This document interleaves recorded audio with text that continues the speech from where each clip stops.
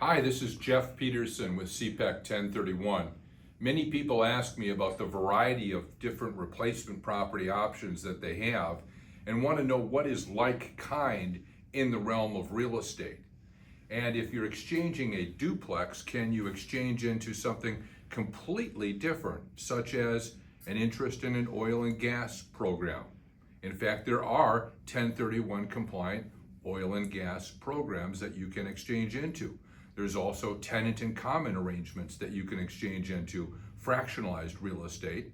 And there are Delaware statutory trusts, or DSTs, some of which actually convert or morph and evolve into a 721 contribution of the underlying real estate into an UPREIT. So there's a great variety of different types of products that you can exchange into.